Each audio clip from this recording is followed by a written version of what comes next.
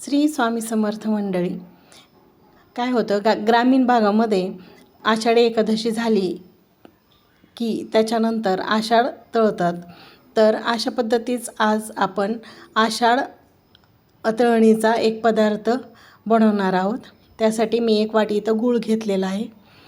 गुळामध्ये गूळ पूर्णपणे डुबल इतकंच मी त्याच्यामध्ये पाणी घातलेलं आहे आणि त्याचं गुळवणी तयार करून घेतलेलं आहे. आता इथं काय केलं मी 3 चमचे तेल असं मोहन करायसाठी ठेवलेलं आहे. आता तेल छान गरम होते तोपर्यंत मी इथं काय केलं 2 वाट्या गव्हाचं पीठ घेतलं आहे.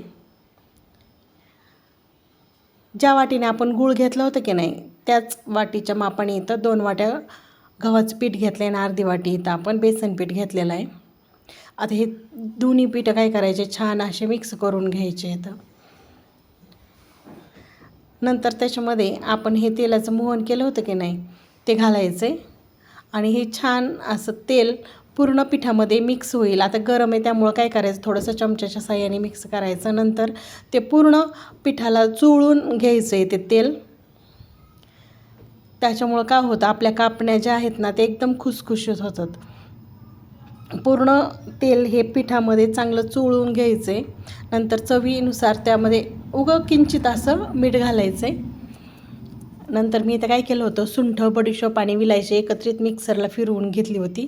म्हणजेच ही सुंठ, विलायची आणि बडीशोप पावडर मी घालून घेतलेली आहे आणि तीही छान पिठामध्ये मिक्स करून घेतली आहे. नंतर आता काय करायचं तोपर्यंत आपलं इथं गुळवणी पण थोडंसं कोमट झालेलं आहे, म्हणजेच थोडं थंड झालेलं आहे. आता आपण हे काय करायचं त्या पिठामध्ये थोडं थोडं हे गुळवणी घालून हे पीठ छान असं घट्टसर मळून घ्यायचं आहे. एकदाच गुळवणी घालायचं नाही, पीठ पातळ पण होऊ शकतं. जसं लागेल तसं थोडं थोडं करून हे गुळवणी ओतून घ्यायचं आहे त्याच्यामध्ये आणि घट्ट असं पीठ मळून घ्यायचं आहे. गुळवण्याचं आणि पिठाचं हे प्रमाण या प्रमाणात घेतलं ना हे दोन्हीही एकदम परफेक्ट होतं. अजिबात गुळवणीही उरून राहत नाही आणि पीठही जास्त होत नाही. आणि जरी झालं तरी तसं काहीच हरकत नाही. थोडंसं जर गुळवणी कमी पडलं तर तुम्ही त्यामध्ये थोडं पाणी घालू शकता आणि गुळवणी जर जास्त झालं तर थोडंसं गव्हाचं पीठ तुम्ही वाढवू शकता. पण हे प्रमाण एकदम परफेक्ट आहे, अगदी त्यामध्ये कमी जास्त होतच नाही. आता इथं आपलं पीठ मळून झालेलं आहे छान. आता त्याच्या काय करायच्या चपातीच्या लाट्या तयार करून घ्यायच्या आहेत. असा एक उंडा तयार करून आणि याला कसं पीठ लावायची किंवा काही गरज पडत नाही. त्यामध्ये आपण तेल घातलेलं असतं ना त्याच्यामुळं आणि पीठ पण थोडंसं निब्बर मळलेलं असतं त्यामुळं ह्याला पीठ किंवा तेल लावायची काहीच आवश्यकता पडत नाही, तसंच ते लाटलं जातं. आता ही अर्धी चपाती इथं लाटून झाल्याच्यानंतर काय करायचं त्याच्यावर थोडीशी खसखस लावून घ्यायची आणि तीही बेलण्याने थोडीशी अशी त्यामध्ये रोवून घ्यायची आहे की जेणेकरून तेलामध्ये ती पडणार नाही आहे. आणि दोन्ही साईडनीही खसखस लावून घ्यायची आहे. तुम्ही ह्याच्यावर पांढरे तिळही लावू शकता आपल्या चॉईसनुसार. कोणी खसखस लावतं तर कोणी पांढरे तिळ लावतं.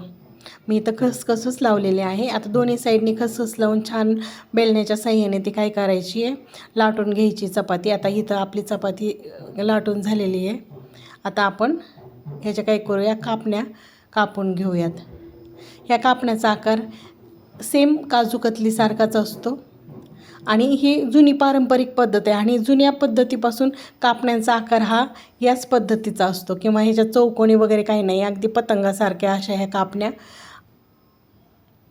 कट करून घेतल्या जातात. आता पाहू शकतो तुम्ही इथं अशा पद्धतीने कापण्यांचा आकार कापून घ्यायचा आहे. आता मी अशा पद्धतीने इथं कापण्या कापून घेतल्याशिवाय याची जाडीही पाहू शकता तुम्ही, या प्रमाणात अशी ठेवलेली आहे मी. अशा पद्धतीने सर्व जो पीठ मी मळून घेतलं होतं की नाही तेवढ्याच्या अशा ह्या कापण्या मी इथं करून घेतलेल्या आहेत.